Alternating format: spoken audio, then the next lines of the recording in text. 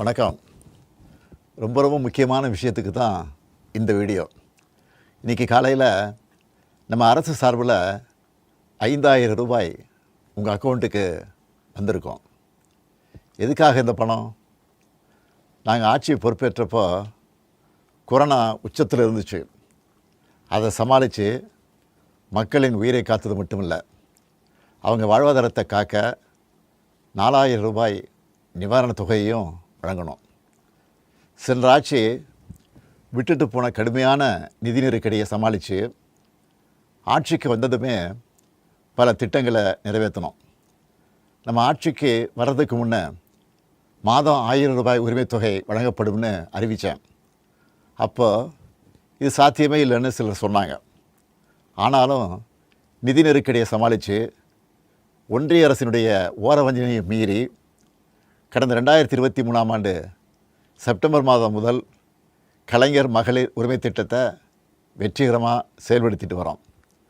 முதல்ல 1,13,00,000 மகளிருக்கு பயனளித்த இந்த திட்டம் அண்மையில் அது விரிவுபடுத்தப்பட்டு இப்போ 1,31,00,000 குடும்பத் தலைவிகள் பயன்பெற்று வராங்க.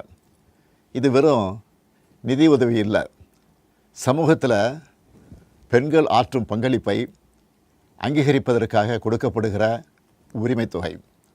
இந்த தொகையை வச்சு அன்றாட வீட்டு செலவுகள், குடும்பத்தில் ஏற்படும் மருத்துவ செலவுகள், குழந்தைகளுக்கான கல்வி செலவுகள் என பல அத்தியாவசிய செலவுகளை மகளிர் தாங்களே நிறைவு செய்ய இந்த திட்டம் வழிவகுத்துச்சு.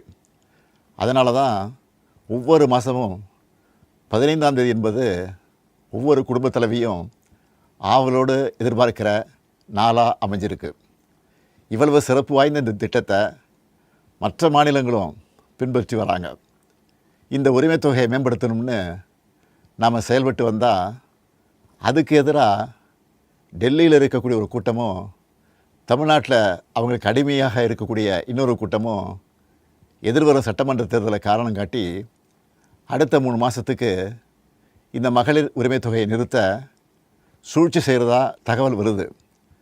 இது வச்சு நீதிமன்றத்தில் வழக்கு தொடரவும் சிலர் முயற்சி செய்வதாக செய்திகள் வருது. 1,31,00,000 மகளிர் உழைப்பை அங்கீகரிக்கிற இந்த திட்டத்தை 3 மாதம் நிறுத்தி வச்சா நீங்கள் எவ்வளவு சிரமங்களுக்கு ஆளாவீங்கன்னு உங்கள் வீட்டில் ஒருத்தனாக இருக்கக்கூடிய எனக்கு நல்லா தெரியும். கடும் வெயிலில் வேலைக்கு போக கஷ்டமான கோடை காலத்தில் இந்த தொகை நிறுத்தப்பட்டால் உங்களுக்கு எவ்வளவு வலி ஏற்படும்னு என்னால் உணர முடியுது. உங்கள் மாதாந்திர செலவை எப்படி சமாளிப்பீங்க? உங்கள் குடும்பத்தில் நோய்வாய்ப்பட்டவங்களுக்கு மாத்திரை வாங்கி கொடுக்க முடியுமா? குழந்தைகள் தேர்வு எழுதுகிற காலத்தில் அவங்களுக்கு உணவு கொடுப்பதிலிருந்து தேவையான கல்வி செலவுகளை செய்ய முடியுமா? இந்த கஷ்டத்தையெல்லாம் நினச்சி பார்த்து தான் ஒரு முக்கியமான முடிவை எடுத்திருக்கிறேன்.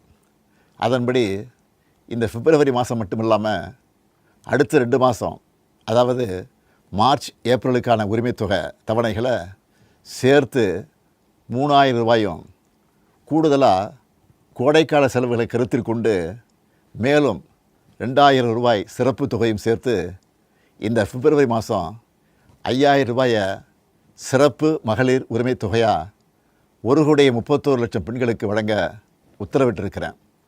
இந்த தருணத்தில் இன்னொரு அன்பான வேண்டுகோள். இந்த 5,000 ரூபாயை அடுத்த 3 மாதத்துக்கு நீங்கள் பயன்படுத்திக்கணும் என்பதால் கொஞ்சம் கவனமாக செலவு பண்ணுங்கள். முடிஞ்ச அளவுக்கு சேமிக்கவும் பாருங்கள். அன்பு சகோதரிகளே, உங்கள் ஆதரவோடு அடுத்து அமையப்போகிறதும் திராவிட மாடல் ஆட்சி தான். அதனால் நீங்கள் மனம் குளிரும் சிறப்பான ஒரு அறிவிப்பையும் இந்த நேரத்தில் சொல்ல விரும்புகிறேன். அடுத்த திராவிட மாடல் 2.0 ஆட்சி காலத்தில் உங்களுடைய உரிமைத் தொகை 2,000 ரூபாயாக உயர்த்தி வழங்கப்படும். சொன்னதை செய்கிற முத்துவேல் கருணாநிதி ஸ்டாலின் கொடுக்கிற வாக்குறுதி இது. இதையும் எப்படி பண்ணுவோம்னு சிலர் கேட்கலாம்.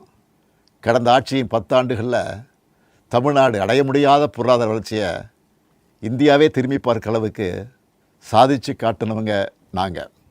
அதனால் எந்த தடை வந்தாலும் அதையெல்லாம் தாண்டி தமிழ்நாடே வெல்வோம் ஒன்றாக.